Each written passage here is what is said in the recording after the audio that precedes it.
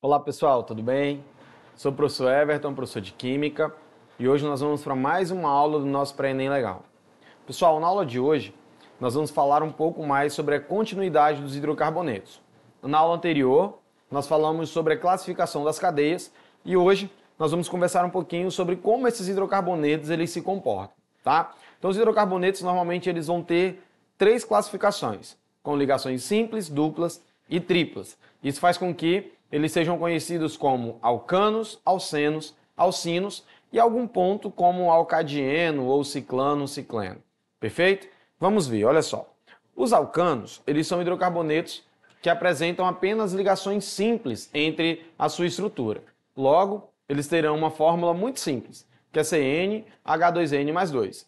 Onde esse N ele é o número de carbonos. Então, por exemplo, se a minha molécula tem 4 carbonos e eu quero saber a fórmula molecular dela, basta que eu faça C4, 2 vezes 4 vai dar 8, mais 2, 10. Então, a fórmula molecular de um alcano com 4 carbonos é C4H10. Perfeito? Então, alcanos são hidrocarbonetos que apresentam apenas ligações simples na sua estrutura. Esses alcanos, eles vão ter ligações sigmas, né, que são ligações simples, e eles são compostos apolares. Logo, eles não têm solubilidade em água. De modo geral, pessoal, quando nós falamos em hidrocarbonetos, aí já para nós darmos uma pequena acelerada, todos os hidrocarbonetos eles são compostos apolares, todos. Logo, a força intermolecular que vai agir sobre eles é de polo instantâneo e de polo induzido. Ah, professor, por quê? Porque são compostos que derivam do petróleo, né? E o petróleo é um composto orgânico apolar, então todo o seu derivado também será apolar. Se ele é apolar, ele será insolúvel em água. Logo, a solubilidade é baixíssima, logo a força termomolecular é muito fraca, que é a força do tipo de polo induzido. Perfeito? Então vamos seguir. Aí nós temos os alcenos. Os alcenos eles vão ter uma ligação dupla, tá? Uma ligação dupla na sua estrutura. Olha só como que funciona. E aí, um alceno ele vai ter fórmula molecular CnH2n. Isso porque nós colocamos uma dupla e essa inserção de dupla tira ali 2 hidrogênios da estrutura. Então, se a minha molécula ela tem 4 carbonos, ela vai ser agora um C4, 2 vezes 4, 8, então ela vai ser C4H8. Então, alcenos apresentam uma ligação dupla na estrutura, ok? Também são compostos apolares. Os alcinos, pessoal, eles vão apresentar uma ligação tripla na sua estrutura. Então, eles vão apresentar ali 2 ligações π e uma sigma. Essa ligação tripla, ela faz com que saia da estrutura molecular 2 hidrogênios. Então, nós vamos ter uma fórmula de CnH2n menos 2. Então, a mesma situação. Se a minha molécula ali tem 3 carbonos, então ela vai ser C3, 2 vezes 3 vai dar 6, menos 2, 4. Então, a fórmula molecular desse composto vai ser C3H4. Ok? Isso para um alcino. E alcino também é hidrocarboneto, então também ele é um composto apolar com baixíssima solubilidade em água. Vamos seguir. Os anéis aromáticos, que nós conversamos sobre eles na aula passada, eles precisam ter um ciclo com 6 carbonos e nesse ciclo ele pode ter ali uma alternância de ligações simples e duplas. Se for um anel sozinho, ele se chamará benzeno, né? Isso porque ele tem um odor característico, por isso que é benzeno, tá? Então nós vamos ter ali um naftaleno com 2 anéis condensados, e se tivermos 3 anéis condensados, isso pode ser um antraceno. Bom, agora nós vamos falar um pouquinho sobre a nomenclatura desses hidrocarbonetos. Como que eu conheço esses hidrocarbonetos? Nós vimos falando na aula passada sobre os derivados do petróleo, e aí nós falamos sobre metano, etano, propano, butano, octano. Como dar o nome então dessas moléculas? Olha só, muito tranquilo. Bom, um hidrocarboneto ele pode ser gerido da seguinte maneira: ele vai ter um prefixo, onde são as quantidades de carbono, ele vai ter um infixo, que é a ligação simples, dupla ou tripla, e ele vai ter um sufixo, que é a terminação em O, porque ele é um hidrocarboneto, perfeito? Então, o infixo ele vai ser referente ao tipo de ligação. Então, se eu estou falando de um alcano, a ligação ela vai ser simples, olha o an ali aparecendo. Se eu estou falando de um alceno, a ligação ela é dupla, então eu vou ter ali o en aparecendo. E se eu estou falando de um alcino, eu tenho ali o in aparecendo para a presença de uma ligação tripla. Então, o meio da molécula sempre vai ser referente ao tipo de ligação em que nós estamos falando. Então, por exemplo, quando eu falo butano, tem o an ali no meio daquela nomenclatura. E isso me faz entender que eu estou falando de um alcano. A mesma coisa se eu falar para um propino, por exemplo. Então eu entendo que tem um in ali no meio, e isso me faz entender que eu estou falando de um alcino porque tem uma ligação tripla. Já os prefixos, pessoal, os prefixos eles são referentes às quantidades de carbono. Nós vamos ter dificuldades aí de associação apenas até o número 4. Então, quando a molécula tem até 4 carbonos, nós vamos ter uma dificuldade porque são nomes específicos, nomenclatura específica. Mas, a partir de 5 carbonos, a nomenclatura ela já é uma nomenclatura matemática super básica que dá para a gente entender. Então, olha só, se a minha cadeia tem apenas um carbono, o prefixo que eu vou usar é o prefixo met. Se ela tem 2, o prefixo é et. 3 prop, 4 but. Então são esses 4 prefixos que vocês devem lembrar: met, et, prop e but. Porque a partir do 5, ou a partir do 5º, perdão, nós vamos ter a nomenclatura matemática. Então 5 é penta, 6 é hecta, hexa, 7 é hepta, 8 é octa, 9 é nona e 10 é dec. E aí se passar um dec, dodec e assim sucessivamente. Então esse prefixo a gente precisa associar com a quantidade de carbonos, tudo bem? E a terminação, pelo fato de ser um hidrocarboneto, a terminação sempre será em O, tudo bem? Então olha só, aí na tela eu tenho CH4. CH4 tem um carbono, então o prefixo que eu vou usar é o prefixo met. A ligação entre eles é uma ligação simples, então eu vou ter ali o meio an, para indicar uma ligação simples. A terminação é sempre O, então nós vamos ter um metano, e assim sucessivamente. Se nós temos ali 2 carbonos, o prefixo que nós vamos usar é et, a ligação é simples, então nós vamos ter um etano. Se eu tenho 5 carbonos, o prefixo que eu vou usar é pent, como só são ligações simples, o meio é an, e a terminação sempre é O, então nós vamos ter um pentano, perfeito? E assim para as outras, pessoal. A partir do momento em que eu tenho uma cadeia insaturada, onde eu vou ter dupla no meio da cadeia, obrigatoriamente eu tenho que informar qual é a posição que está aquela dupla. Para isso, eu preciso selecionar a minha cadeia pela extremidade em que eu me aproxime mais rápido dessa insaturação. Nesse caso, é o carbono que está enumerado como 1, porque ele já é o carbono da insaturação. Tudo bem? Então, olha só. Nesse caso, nós vamos ter 4 carbonos, então o prefixo é but. A dupla está no carbono de número 1, então é en. E como termina com O, é um hidrocarboneto, então nós vamos ter but1eno, ok? Se essa dupla muda de lugar, nós vamos ter um but2eno. Se eu tenho apenas 3 carbonos, eu não tenho a necessidade de indicar a posição dessa insaturação, porque se eu coloco ela de um lado ou do outro, ela vai continuar sendo o carbono de número 1. Então, nesse caso, nós temos um prop, porque são 3 carbonos, uma tripla indica o infixo in e termina em O pelo fato de ser um hidrocarboneto, então nós vamos ter um prop1ino ou simplesmente propino, perfeito? Vamos seguir.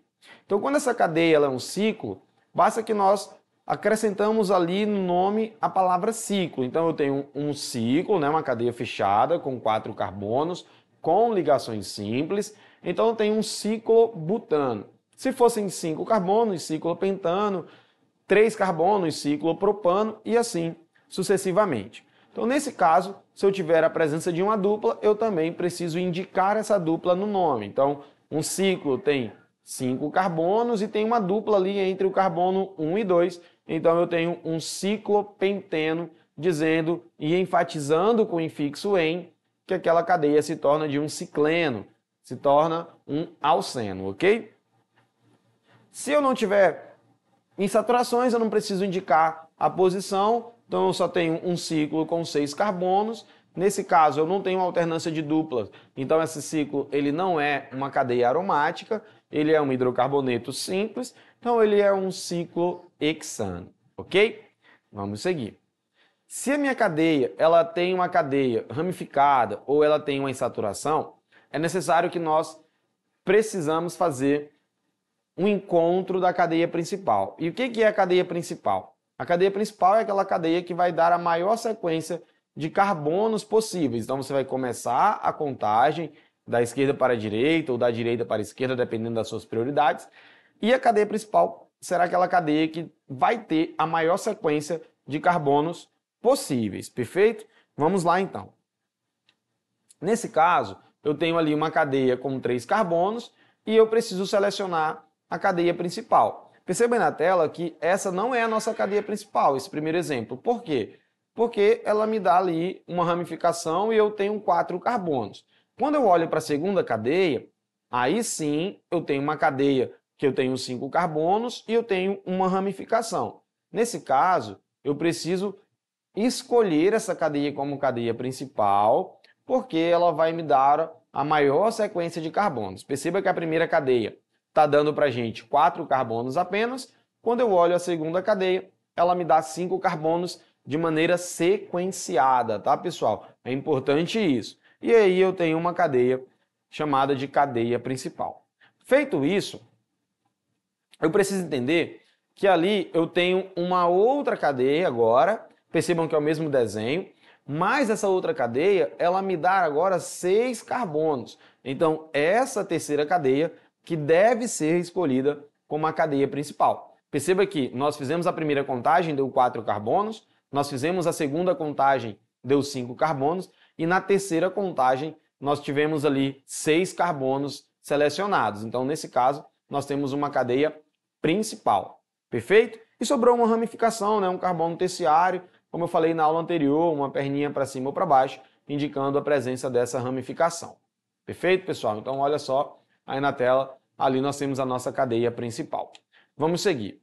No caso das sequências serem iguais, nós devemos escolher aquela cadeia que vai dar para a gente o maior número de radicais possíveis. Então, aí na tela vocês estão acompanhando duas cadeias, onde a primeira cadeia ela só vai dar para a gente 4 ramificações, enquanto a segunda cadeia ela vai dar para a gente aí 3 ramificações. Então, eu devo selecionar como cadeia principal a primeira cadeia, porque ela me deu 4 ramificações. Isso só vai acontecer quando você tiver a maior sequência de carbonos possíveis, tá?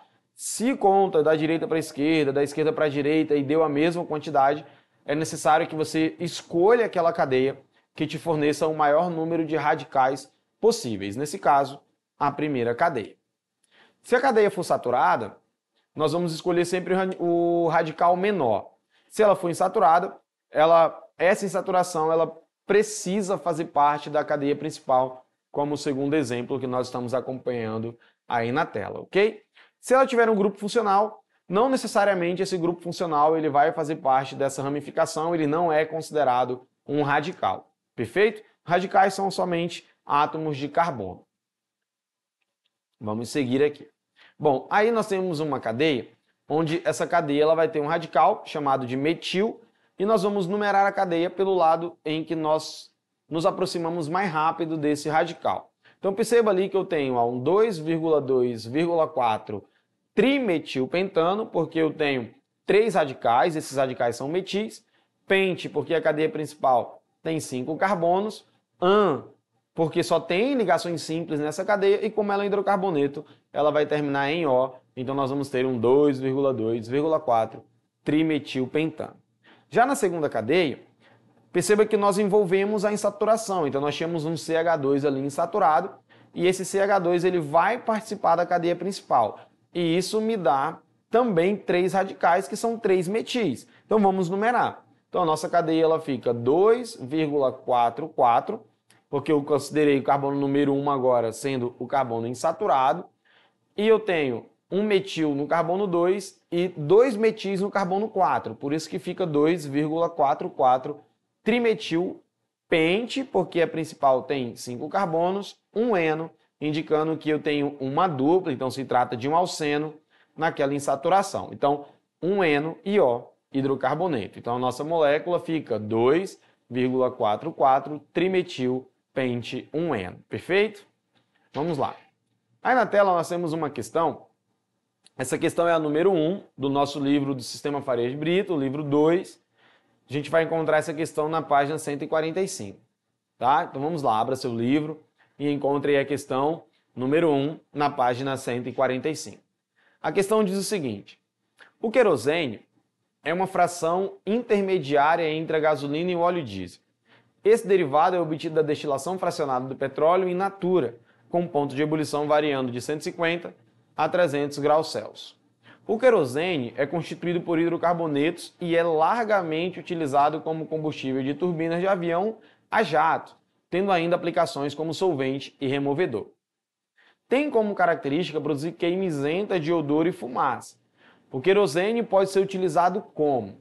Então vamos lá, letra A. Solvente de substâncias polares.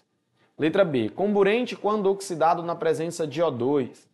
Letra C. Reagente na reação de síntese da gasolina e do óleo diesel. Removedor que elimina óleos e outros compostos apolares. Diluente de substâncias polares para o acerto de viscosidade. Bom, o que nós falamos sobre os hidrocarbonetos? O querosene ele é um hidrocarboneto, derivado do petróleo. Logo, todo derivado do petróleo é um composto apolar. E aí tem um mantra na química que é o seguinte: semelhante dissolve semelhante. O que é esse semelhante dissolve semelhante? Compostos polares só dissolvem compostos polares, compostos apolares dissolvem compostos apolares. Por exemplo, o maior deles é água e óleo não se misturam. E a gente aprende lá no 9º ano, lá no ensino fundamental, que eles não se misturam porque eles têm densidades diferentes. Mas a grande verdade é que eles apresentam forças intermoleculares diferentes. Eles apresentam polaridades diferentes. Água é polar e toda substância oleaginosa é apolar. Como semelhante dissolve semelhante, água e óleo não se misturam pelo fato de suas forças intermoleculares serem diferentes. Então, se eu estou falando de querosene, que é um derivado do petróleo, eu devo buscar ali substâncias que sejam apolares, substâncias que sejam insolúveis em água, ok? Então vamos lá na tela, olha só. Solvente de substâncias polares, é o que está dizendo a letra A. Não pode ser, né, pessoal? Porque como o querosene ele é apolar, não pode ser solvente de substância polar. Comburente quando oxidado na presença de O2. Pessoal, em uma combustão, o comburente é o gás oxigênio. Sem oxigênio não há combustão, então eu preciso de um combustível e de um comburente. Se eu estou falando do querosene, e o querosene que é queimado no motor do avião, lá na aviação, o querosene ele é o combustível e o oxigênio o comburente, tá? A questão está dizendo que o comburente é o querosene, então não pode. Reagente na reação de síntese da gasolina e do óleo diesel. A síntese da gasolina e do óleo diesel ela é pela destilação fracionada, então nesse processo também sai gasolina, sai diesel, sai querosene, sai gases, também não pode. Removedor que elimina óleos e outros compostos apolares. Aí sim, né, pessoal? Toda substância oleaginosa é uma substância apolar. Como eu estou falando do querosene, ele vai sim se difundir com substâncias apolares e também com substâncias oleaginosas. Então, o nosso gabarito, letra D, olha só.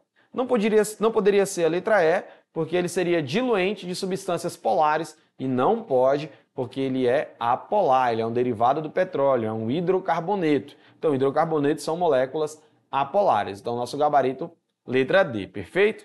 Vamos à próxima questão. Próxima questão é a questão número 3, também do nosso livro número 2. Essa questão nós vamos encontrar lá na página 151. Então, pegue seu livro, coloque aí na página 151, na questão número 3, e ela vai dizer o seguinte, ó. O asfalto é um resíduo derivado do refino de petróleo que contém uma mistura de compostos orgânicos. Os agentes químicos que mais se destacam nas emissões do asfalto em obras de pavimentação são os HPs, hidrocarbonetos aromáticos policíclicos. Olha que importante, hidrocarbonetos aromáticos policíclicos. Dada sua ação carcinosa, destacando-se como os de maior risco para a saúde dos trabalhadores diretamente envolvidos nas operações de pavimentação. De acordo com o texto, um exemplo de um agente HAP é o... Então, ó, nós temos aí 5 moléculas e olha o que o texto está dizendo para a gente. O agente HAP é o hidrocarboneto aromático policíclico. A letra A, nós temos um TNT, ele não é hidrocarboneto, tem nitrogênio e oxigênio na sua estrutura. A letra B, nós temos um ácido, ele também não é hidrocarboneto, tem oxigênio ali na estrutura. Na letra D, ele é um hidrocarboneto, mas ele não é aromático, precisa ter alternância de ligações duplas. E a letra E, ele também é um hidrocarboneto, mas também não é aromático. E a questão me diz que ele precisa ser aromático e policíclico. Então, olha a letra C, pessoal. Nós temos ali 2 ciclos, né? 2 anéis aromáticos e um outro ciclo logo acima. Então, tem um hidrocarboneto aromático policíclico sendo representado aí, então, pela letra C. Então, aí está o nosso gabarito, tudo bem? Bom, pessoal, essa foi nossa aula de hoje. Obrigado por ficarem até aqui. Para essas e outras aulas, acesse as nossas plataformas.